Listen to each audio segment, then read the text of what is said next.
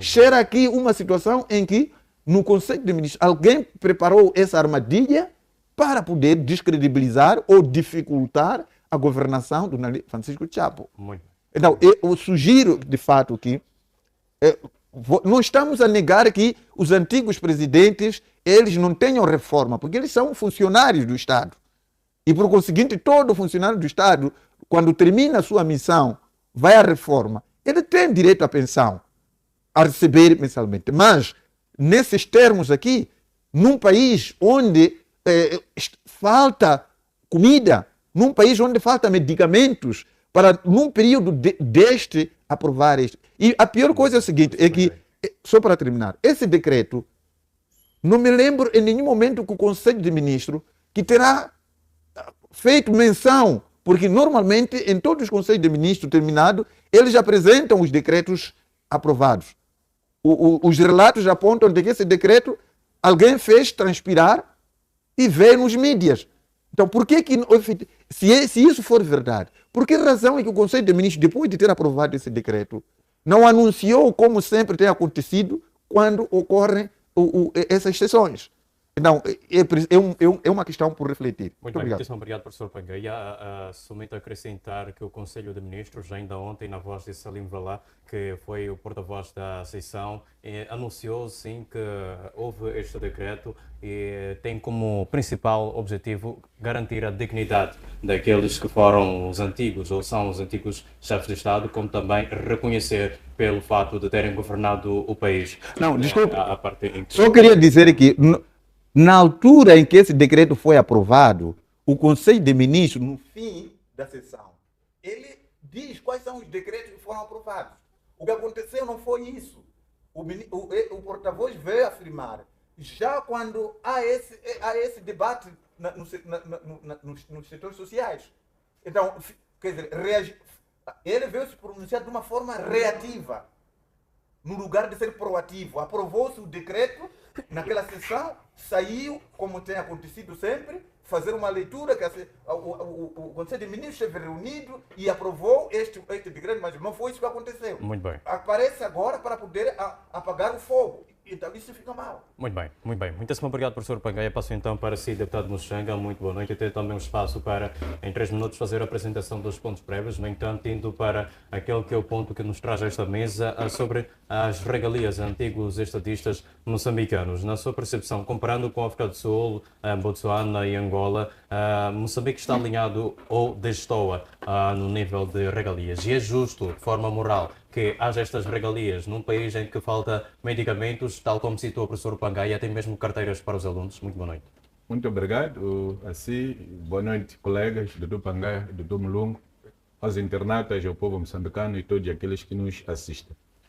Bom, eu primeiro quero agradecer a Deus pela proteção e vida que tem nos proporcionado apresentar sentimentos de pesar às famílias que choram pela partida dos seus entes queridos, a família Matsinha e Muxanga pela partida da tia Albertina Luanica Matsinha e a Igreja do Nazareno, onde ela era membro, em Chitsombelane, na província de Gaza, onde deverá enterrar na manhã de sexta-feira. Dizer também que às 9h30 do dia 17, na sexta-feira, estaremos no tribunal, na nossa sessão do Tribunal de Justiça de Maputo, onde terá lugar o contraditório diferido da providência cautelar número 10, 2026, para F-1, em que são partes Antônio Pedro Muxanga, eu próprio e o partido do Renan. Por isso são convidados a estarmos lá, sobretudo a imprensa e todos aqueles que quiserem. Indo concretamente à sua questão, queria dizer que, primeiro, antes de responder à sua questão no verdadeiro sentido, estas histórias começam em 92, quando estava-se a preparar o Acordo Geral de Paz. O presidente Chissano, através da Lei 21/92, de 31 de dezembro, é se recordar que o Acordo Geral foi assinado em outubro de 92, em 31 de dezembro, faz uma lei que prevê direitos de regalias após a cessação de funções do antigo presidente. Depois, o presidente Guebuza faz alterações à mesma lei através da Lei número 32/2014, de 30 de dezembro. 2014 foi aquele ano em que eu estive na cadeia, saí da cadeia, vimos as eleições.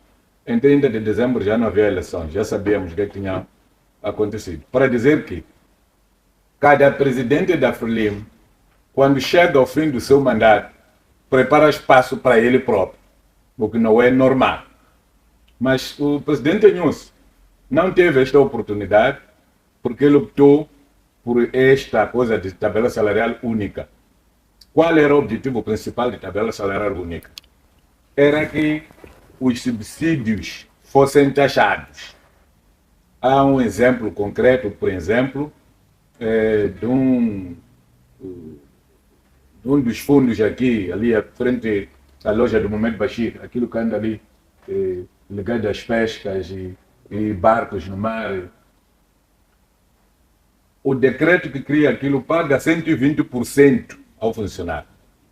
Significa que o funcionário que recebe 100 mil meticais tem mais 120 mil meticais de subsídio.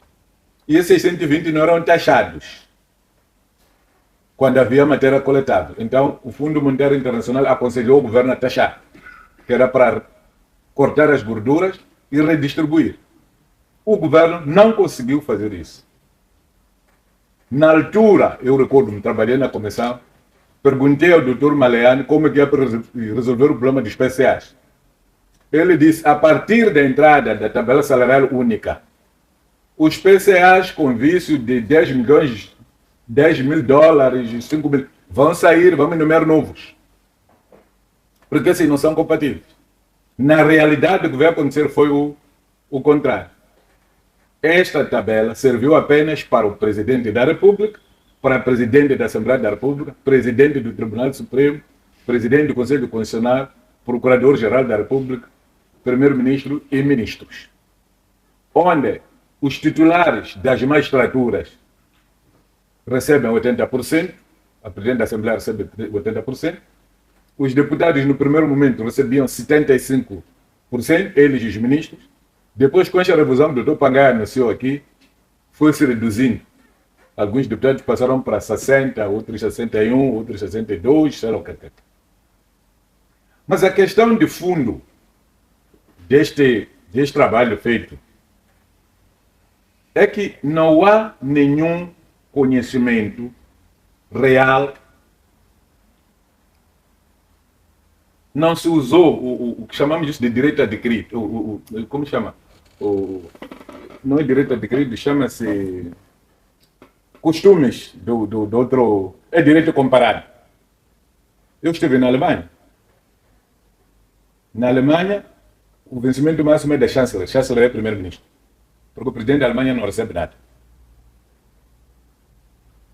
Em Portugal, é o presidente da República. África do Sul é o presidente da República. Estados Unidos é o presidente da República. Mas o próprio presidente da República dos Estados Unidos da América não recebe mais do que aqueles magnatas que estão a gerir petróleos, estão a gerir aquelas fábricas grandes de viaturas. Como é o caso da BMW na Alemanha. O PCA da BMW pode pagar 4 chanceleres. O presidente Ramaphosa aqui na África do Sul não recebe estas mordomias desde que abandonou ser PCA de Platinum. Aquelas empresas que produzem platina em Moçambique, recordam que ele até chegou a ir ao tribunal por causa do assassinato de mineiros lá, pela polícia, é Anglo Platinum. E ele sabe que depois de ser presidente da República, vai perder mais de 2/3 desse vencimento. Portanto, é uma vergonha autêntica vir ao país anunciar que estes vencimentos vão dar dignidade à pessoa. Isso é insultar Samora Moses Machel. É dizer que Samora morreu sem dignidade porque não chegou a levar 100 mil meticais para a casa dele. E eu não conheço nenhum desses presidentes em exercício. Eu digo isso a cada um deles parado com sua família. Nenhum com integridade superior a de Samora Machel.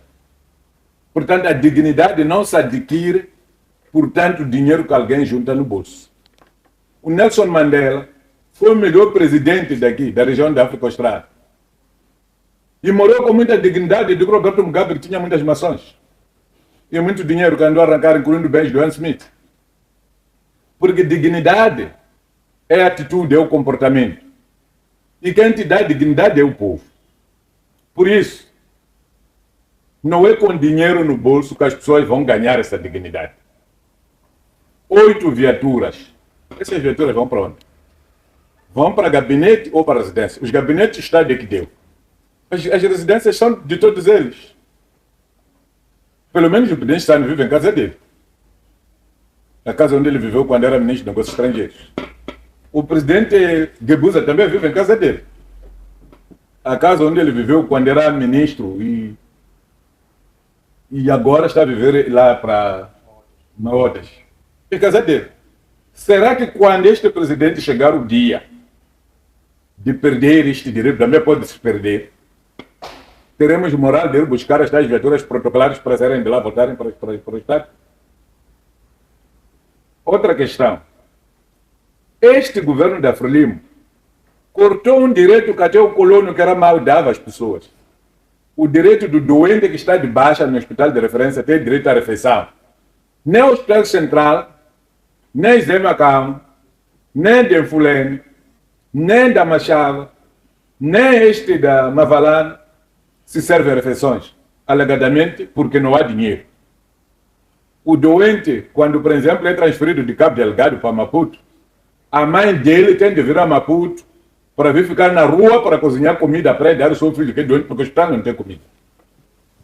Que raio de dignidade é esta que nós estamos a dar aos nossos dirigentes? Isto é arranjar problemas para eles. Este é um presente envenenado. Os próprios médicos já não passam refeições nos hospitais. Os maqueiros, os enfermeiros, os serventes. Quer dizer, o que é que nós estamos a fazer mesmo? Portanto, eu entendo que quando tivemos a coragem de cortar o vencimento dos 460 e tal para descer para os 368, estávamos a encontrar um caminho de economizar para dividir o mal pelas aldeias. Tendo havido isto, o que vai se seguir é que os presidentes dos tribunais, Assembleia da República, Procuradoria ou toda a magistratura, porque sabe que todo magistrado, independente do tribunal onde esteja, é o órgão de soberania. É o único órgão de soberania que existe até o nível do distrito. Quem não é órgão de soberania é aquele juiz eleito, aquele do bairro, aquele debaixo de cajueiros. Não, esse não. Portanto, esses já há muito tempo estão a pedir essas regalias e não estavam a lhes ser dados, alegadamente porque estava-se a violar a lei da tabela salarial única. Porque a tabela salarial única não prevê esses subsídios de 600 mil meticais por mês, nem prevê o subsídio de férias. Na República de Moçambique não há quem tenha subsídio de férias. Cada pessoa tem de economizar. É de tal forma que até 13º dão quando querem, o dinheiro que eles querem. Então nós os outros seremos obrigados a viver na miséria e eles a viverem à francesa.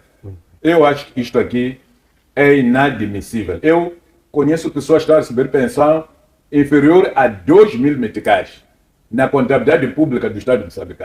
A mesma coisa repete-se no Instituto de Segurança Social. Portanto, se há dinheiro neste país, que esse dinheiro seja dado aos militares que defenderam esses antigos presidentes, aos polícias que defendem a todos nós, aos procuradores que fazem triagem nas esquadras, que são a classe mais desgraçada de todo o mosaico, e a investigação criminal, porque os membros da Cernic, na sua maioria, andam de tangas, andam muito mal, não porque querem, mas porque não têm condições para poderem se apresentar com dignidade perante o povo moçambicano.